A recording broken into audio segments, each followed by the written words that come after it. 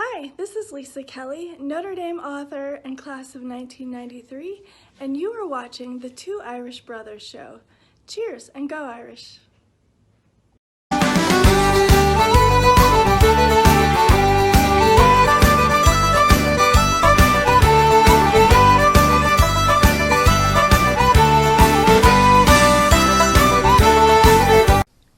How's it going, everybody? I am Irish Benjamin 57. I'm ND Sean 45. And together, we are the Two Irish Brothers. So today, we have our first official rivalry game that we're doing a preview for. We got the Pitt Panthers on the road in Pittsburgh. You getting excited, Sean?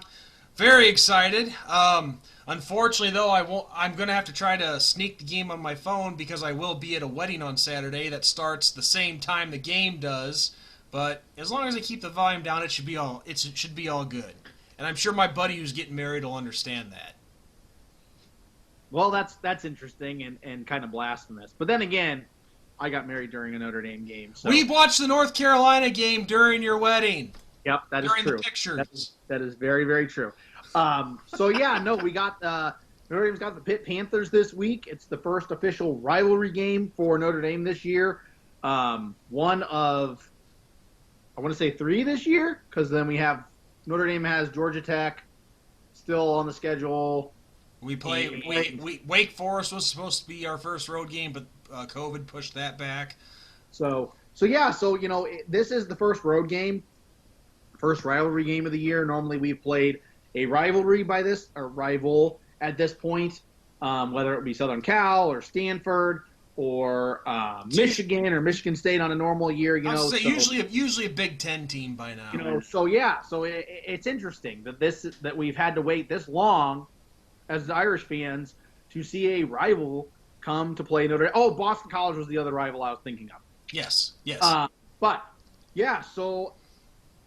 Oh man, Pittsburgh makes me nervous. I don't know about you, but they were one of the teams that I did in my potential trap games for the Irish earlier this year when I wrote that article. One of 5. And it is even more nerve-wracking that this is our first official road game for Fighting Irish fans. This is a situation where it should have been our second, but due to COVID and the schedule getting manipulated because of COVID, Wake Forest was moved where we were originally supposed to travel to first before Pittsburgh, and now it is Pittsburgh. So I don't know about you, but it does make me a little nervous. Well, you asked me at the start of the video if I was excited. No, I'm not excited because, and you and I have talked about this several times already, but Pittsburgh, historically speaking, and I've seen this plenty of times myself. 2012 comes to mind. I think it was the year before that in 2011 when it was the last drive when Tommy Rees threw like 7 or 8 passes to Tyler Eifert just to score the go-ahead touchdown. But Pittsburgh has always historically been a team that gives us fits, especially on the defensive side of the ball. They have always thrown pretty good defenses at us, and there have been plenty of times where we've struggled against that Panther defense. And with Pittsburgh, we've blown them out plenty of times too, but there's always that potential that historical kind of defense could show up for us, and this game is no different. Yup, it's going to be very interesting, for this matchup because Pittsburgh, you look at their schedule and you look at what they've done so far, they can put up some points. They are a team that, if they want to score on you, they sure as hell can. So it's going to be interesting. And like you said, defense-wise, Notre Dame struggling against Louisville, I would say limping in a little bit to this Pittsburgh game, and you saying about their defenses, this is going to have to be a week where the offense really gets it going, or Notre Dame could be in some hot water. Well, I'm not the best at doing math in my head, especially averages and whatnot, but I have Pittsburgh's schedule right in front of me right now, and I'm looking at all their games right now that they played. and the number of points that they've allowed, it looks like an average of probably about, maybe 25, 26 points a game. Just guesstimating here, a rough estimate. And then what they put up, points that they put up, it's about probably an average of 30 points a game. So this is despite their 3-3 record, they're pretty consistent both sides of the ball from what it looks like. Oh yeah, yeah. It's one of those things where Pittsburgh is limping into this game too. They are currently on a 3-game losing streak, with the most recent loss to the University of Miami. But like you said, you can't take it for granted. You can't, and I'm a firm believer in, I don't care what your record is, I don't care how many victories you have, I don't care what's going on, who's not starting, who is starting. When it's a rivalry game, anything can happen. Well, and look at their 3 losses. I mean, against Miami, that was their worst loss, which was by 12 points, 31-19.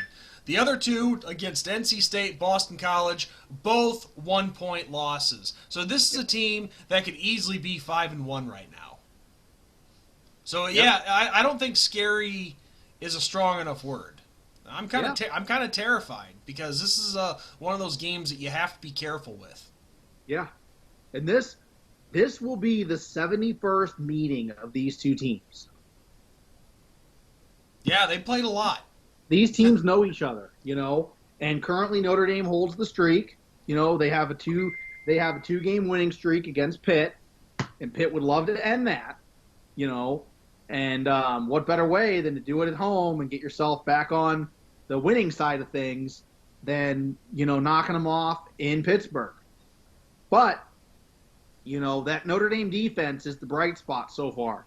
And this will be the test for this defense. This will be the quote-unquote best offense that this Notre Dame defense has seen at this point in time. If you want to go by numbers, yeah, that's technically true. So, it's a situation where, the defense is going to have to step up again, but the offense has to really, really, really step up. The passing game has to get going. The running game, we all know. Everybody in the country knows what Notre Dame's running game is at this point. The offense, on the receiving side of things, what is it? Where is it? Is it coming to Pittsburgh with the team? Or is it going to be sitting in South Bend for the second straight week? Yeah, because, there's already enough flack going on with the Irish because of what happened against Louisville. And I can understand being disappointed about that performance because it was very lackluster in the passing game. I think Tommy Reese, Ian Book only had barely over 100 yards passing, which is very uncharacteristic of him. So I don't know what was going on with I don't know if it was the play calling, I don't know if it was the decision making, probably just a little bit of everything, I guess. But the passing game in particular was a big time step backwards against Louisville. And this is an opportunity to right the ship. Yep. Yeah. Yeah, it's got to be a situation where the offense gets going. And I'm not just talking the running game. I'm talking the passing game. Ian Book has to settle down. He has to not have that happy feet. He has to not try to do too much. Make smart decisions. As I always say, make smart decisions, limit the turnovers. And the offensive line's got to give him a little more time. We heard at the beginning of the season, us fans, we heard that this Notre Dame offensive line is one of the best in the country. But last game against Louisville, it was rough. Were a lot of Louisville defenders in the Ian Book's face. And I don't care if you're Ian Book.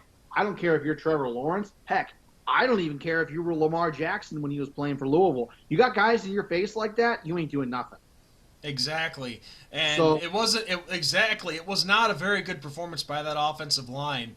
And that's when I was doing videos on my own, dude, you would hear me say it all the time, and this is just football 101. The majority of the time, and if not all the time, the game is won in the trenches. Yep.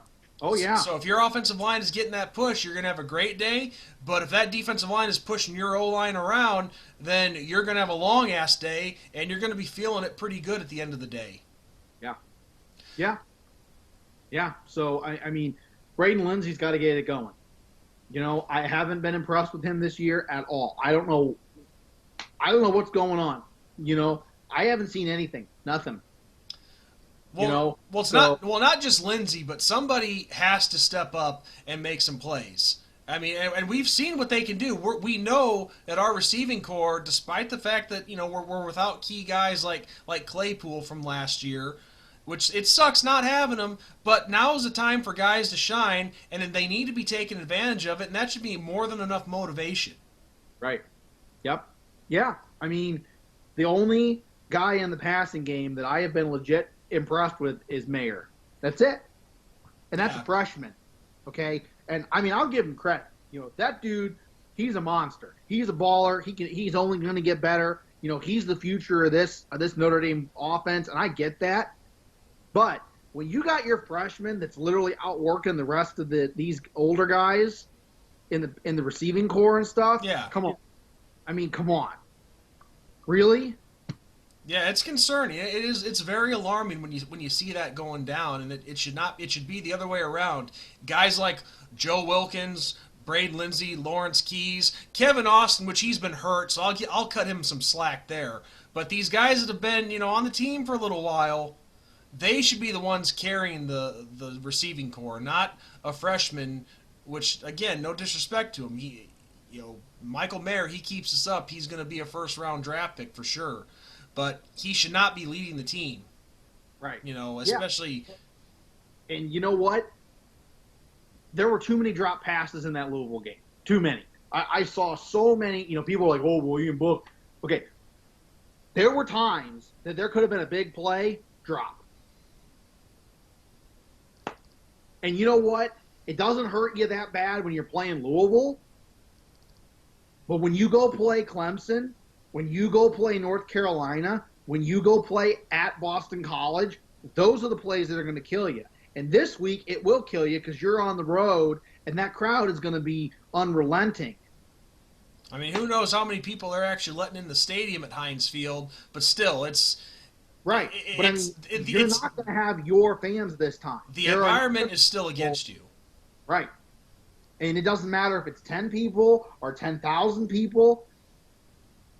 You have them against you. So you got to get them out of the game, and you got to do what you got to do. And right now, the offense ain't getting it done, passing-wise. The running game can only do so much. And, I get that the running game's great, and I get that they've been impressive. You cannot run the ball every play. Williams has done great, and Tyree has done great. They're the future, and I look forward to the next couple of years with those guys. But what happens when you go up against a team that stops your running game? Then where do you go? Exactly. You need that consistency, which is why it's time for guys on this receiving core to step up. And there's plenty that falls on Ian Book too. He has to be making these throws. I said in our Louisville recap that he needs to start making smarter decisions. He can't, if the play's not there, don't try to make something out of nothing and end up losing 6 or 7 yards. Throw the ball away, move on to the next play. So there's blame and responsibility to go around here. But these two, the quarterback and your receiving core, they have to gel together, and we didn't see a whole lot of that against Louisville. So again, it was a step backwards, but this game against Pittsburgh, a longtime rival in their place, this is your chance to right the ship and show, especially all the negative people in our fan base right now, that this is a team that belongs, that deserves their ranking, that has a chance to beat the top dogs and even win a national championship. This is your chance to do that. Yep. Survive. Exactly. Survive. Whether it's by 10 points or 1 point, survive. Yeah, and the thing is, I want to add on to that. You survive when you have to, but if you have a chance to put a team away, then you put the team away. Damn right. Yep. You do what you did against South Florida. Yes, and so, but we've stated the obvious with what's going on with the Irish and what this Pittsburgh team has been historically and what they actually currently are still. So now, the favorite part of every preview to this point, Ben, score prediction. Now, you brought us into this video. I'll let you have the first dib. Or first dibs. So, since it's on the road, and we, as of last week, Notre Dame-wise, struggled, Notre Dame gets it done. But, close game. 28-21 Notre Dame victory. Oh, okay. That Pitt offense can put up some points. This is going to be the best offense that this Fighting Irish defense has seen, and it's on their turf. So Notre Dame's going to have to go blow for blow in this game. It's going to be the first, other than that Louisville game, really blow to blow. Yeah. 28-21 Notre Dame wins, improves to 5-0. All right. Well, you had it a little closer than I had, but here's my thought on this. As good as we know that Pitt offense is, and we've stated it of how many points they can. They average like what 30, putting up like 30 points a game, give or take, whatever. Like I said, my math is not good, but as much points as their offense can put up, our defense hands down is going to be probably the best that they've faced all year, with the exception of maybe the Hurricanes last week, in Miami. Yep. But I actually think we have a better defense in Miami, in my opinion. But again, I'm a fan. You would expect me to say that, right? But with the lackluster performance against Louisville offensively, I think we do get it turned around. But there's still a few kinks to work out. But it's going to be a much more improved performance than Louisville. So, with Pittsburgh going up against our defense, which I think is going to be the best that they've seen all season to this point, and with our offense improving, I'm looking at a final score of Notre Dame 34, Pittsburgh 17. I like it. So, I mean, I think we figure some stuff out. The running game has another powerful performance, but this time they find the end zone. And I think that's where the difference comes in. Plus, I think Ian Book finds a couple of guys in the end zone for some touchdown passes this week, which obviously we didn't see any of. So, 34-17, that Irish offense rebounds. And maybe makes people a little bit more happy. I dig it. I absolutely dig it. But of course, with all the negative Nancy's that we have in our fan base, we could win 100-0. They'd find something to complain about. So I don't expect them to change their minds anytime soon. It's the nature of the beast, unfortunately. Message boards and comment sections. That's where brain cells go to die a lot of the times. Right. I had to get one more insult on these people. I had to get one more shot in on these people before I try to move on from it. So. On that note, Ben, I don't have anything else to add. Do you have anything else you'd like to add for this? I got nothing. We just got to win this game. Yeah, just keep 5-0. Survive. 5-0. Just get to that next level and take it one step at a time. Yep. So, on that note, everyone, I am ND Sean 45. I'm Irish Benjamin 57. And as always, God bless, good night, and go Irish. Go Irish. Beat Pitt.